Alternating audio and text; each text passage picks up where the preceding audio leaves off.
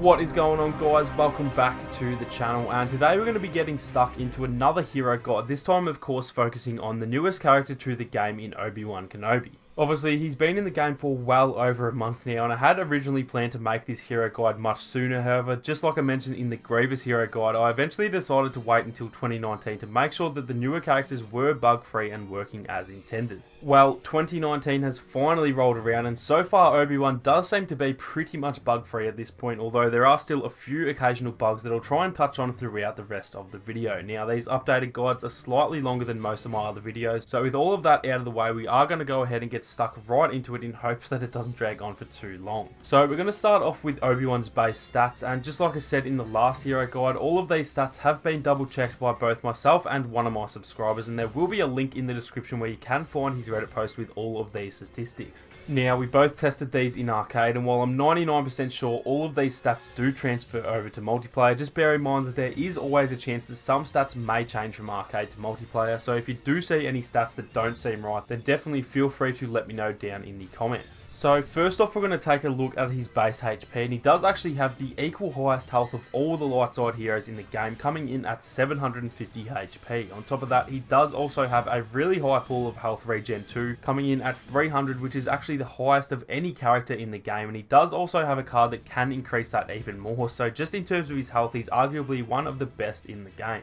Now, his weapon of choice is of course his very own blue lightsaber that we see in both the movies and the animated shows as well, and surprisingly he actually has one of the highest damage outputs in the whole game, even though he is primarily known as a defensive character. He deals the equal highest amount of damage from the front at 130 damage per hit, and then the second highest amount from behind at 150 damage, coming in second to only his rival General Grievous. His swing speed is pretty much on par with most of the other saber users as well. He can essentially swing his saber just over 3 times every 2 seconds, which is pretty much identical to most of the other characters, so nothing too special there. His lunge distance is what I would consider to be medium. It's not quite as long as someone like Rey or Darth Maul, however it's definitely not as short as Grievous or Yoda either.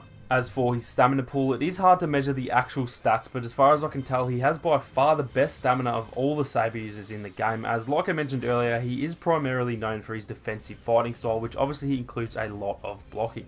Now, in terms of his sprint speed, he is pretty much identical to most of the other saber characters in the game, so not really too much to see there at all. He does also have a force jump as well, and it is up there as the equal highest jump in the game. It does actually seem like he has a higher jump than anyone else due to the fast animation. However, I have tested it, and he does have the exact same jump height as Darth Maul. Now, moving on to his abilities, and he does actually have a fairly decent set of abilities. They can sometimes be slightly buggy like I mentioned earlier, but most of the time they do work fairly well. His L1 ability is called All Out Push, and this is fairly similar to all the other force pushes in the game, although it does have its own little twist to make it stand out from the rest. Obi-Wan's push can actually be charged up and aimed different to Luke or Yoda's, and the longer you hold the L1 button, the further the push will go, meaning you can take out enemies at a much further distance than normal. It deals 150 damage without charging, so it will one-hit kill any class other than the heavy, no matter what the distance is. However, if you fully charge it, it will actually deal more damage. I have it on screen as 180 damage at the max distance, however I feel like this stat might be slightly different in arcade than multiplayer, as I swear I have one-shotted heavies at full health before, meaning there is a chance that it may deal 200 damage fully charged.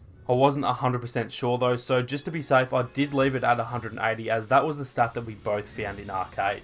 All Out Push is great for taking out enemies at a longer range than normal, but it does also have an extremely long charge up time, which can often lead to you taking a bit more damage than you bargained for. This ability can often bug out a bit too, either cancelling halfway through the charge up or just straight up not hitting enemies, so I definitely recommend to play it cautiously until it is working 100% of the time. Moving on to his L1R1 ability, and this one is called Restrictive Mind Trick. This one is similar to Rey's Mind Trick, although rather than reversing the enemy's controls, it actually causes them to be unable to use any of their abilities or use their role ability either, which can be absolutely deadly in the right situation.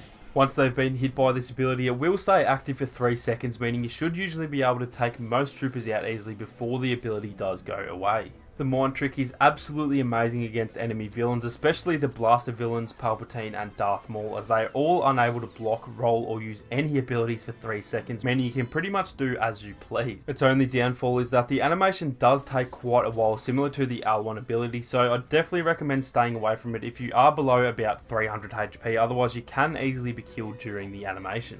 Moving on to the R1 ability, which is called Defensive Rush, and this would probably have to be his best ability if I did have to pick one. This sends Obi-Wan running forward, swinging his saber, blocking all blaster fire from the front, and allowing him to easily take out enemies without taking much damage of his own. Any enemies that are hit along the way will also take a fair amount of damage. The actual testing of this was pretty inconsistent, but it seemed to be between 120 and 140 damage on each enemy hit. I'm fairly sure it does do 140 damage, but again, seeing as it was a little inconsistent to test, I thought I'd play it safe and add the 120 just in case I was in fact wrong. Defensive Rush is awesome at closing ground on enemies that are trying to shoot at you, and other than rolling under you at the perfect time, there really isn't all that much that the enemies can do to stop you. Its only weakness is that it does leave you fairly vulnerable from behind if an enemy does happen to sneak past you, and the cancel animation can take a while too, so if you do have to make sure to use it with caution in wide open areas. So that's it for all of his base stats and abilities. Now we're going to move on to some of the more important stuff, starting with his best star cards for Galactic Assault. Now in my old hero guides I would usually go over 4 or 5 different cards, but simply to save some time in these updated guides I am just going to go over 3 cards that I personally think are the best for Obi-Wan. Obviously, it really does come down to personal preference, so these definitely aren't the only cards that you can use, but these are just the 3 cards that I think are the most important and most well-suited cards for Galactic Assault. So the first card I'm going to recommend is his Jedi Resilience star card, which is the card I mentioned earlier that does give you increased health regeneration. Obviously he already has the highest in the game at 300, so with this card equipped and fully upgraded, you're going to be able to regen 400 HP, meaning you can go all the way down to 350 HP without permanently losing any health at all. The next card I'd recommend using, and definitely his most important card for staying alive, is the Jedi General card. This is his health card, and so I'm sure you all know this will award you with 20 HP per trooper kill and up to 100 HP per villain kill as well. Definitely the card to choose to make sure you stay alive for a whole lot longer. The third and final card that I'm going to recommend is his Forward star card, and this makes it so that his Defensive Rush ability deals more damage upon contact. With this card equipped, you'll actually be able to one-hit kill every class other than the Heavy with the Defensive Rush ability, meaning you can almost walk through anyone in your way. This card turns an already decent ability into one of the best and most useful abilities in the game, and I cannot recommend enough to use this card in Galactic Assault. Now, like I said, these are the 3 cards that I'd personally recommend using. However, if you do disagree, then definitely feel free to let us all know down in the comments section, as there really is no right or wrong when it comes to something like choosing star cards. So now moving on to some of the best maps to choose Obi-Wan on when you're playing Galactic Assault, and the top 3 that I've picked are Tatooine, Death Star and Endor. Now obviously this doesn't mean these are the only 3 maps that you should choose him on, and there's definitely another 2 or 3 maps that could have easily taken a place in the top 3 as well, but if I had to pick 3 maps that I could only ever play as Obi-Wan on, then these would definitely be my own personal choices. I know a lot of you guys will most likely disagree with some of these choices though, so like I said, definitely feel free to let me know down below if there are some other maps that you do prefer. Now, as for some tips for Galactic Assault, and the main one that I really can't stress enough is that Obi-Wan is meant to be played somewhat defensively compared to the other saber users. That doesn't at all mean you need to play it too safely and camp at the back of the map, but you can't usually get away with being as aggressive as you can with heroes like Rey or Luke, as his abilities are a little slower to use and you can land yourself in a bit of trouble when you get into a tight situation. Make the most of his high stamina pool. He can block for so much longer than all the other characters in the game, and he can also aim his deflections a lot better too, so definitely don't be afraid to just stand in a safe place and block a few enemies rather than rushing to them and trying to take them out. If they do get arrogant and try and rush you with the intent of putting on the pressure, then his mind trick combined with his defensive rush really does pretty much guarantee a few easy kills. But like I said, just make sure to play it defensively first and make sure the enemies are out of their comfort zones before you do rush to attack.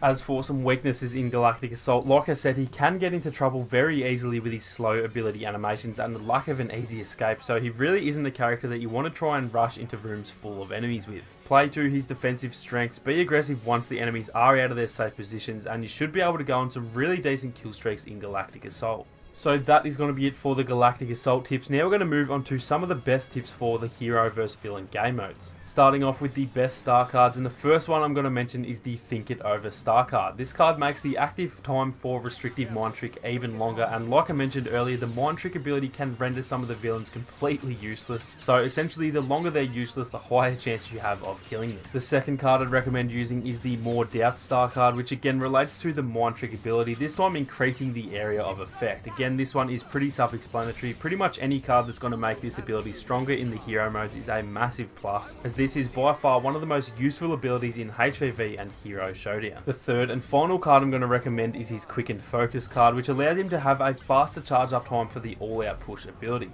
I've found that a lot of times when you hit the enemy with the Mind Trick, they'll start to back up and try and stay out of range of your saber attacks, and so using this card allows you to easily take care of them as they're running away, as they also can't block the attack or even dodge out of the way, and this is even more useful on maps with no edges for obvious reasons. Now, moving on to some tips for the hero game modes, and to be honest, Obi-Wan can be very hard to get used to in these modes, as he's not the greatest character when he comes up against enemy villains. Try and play a much smarter team-oriented style of play rather than trying to get kills on your own, and you should be able to still do extremely well with him. It's only really when you go after kills on your own that you'll end up in a bit of trouble, so sticking with teammates and playing a support role can lead to some easy wins for you and your team. Like I keep saying, his Mind Trick can be dominant against enemy villains, especially those without lightsabers, so use that ability as often as possible and then move in for the kill with your teammates while the enemy is unable to defend themselves. As for his weaknesses, villains like Vader and Grievous can cause a fair bit of trouble if they're not handled correctly. Obviously, these types of characters are far too strong for Obi-Wan, so rather than just trying to spam attacks, you definitely need to play it smart and make the most of your abilities whenever possible.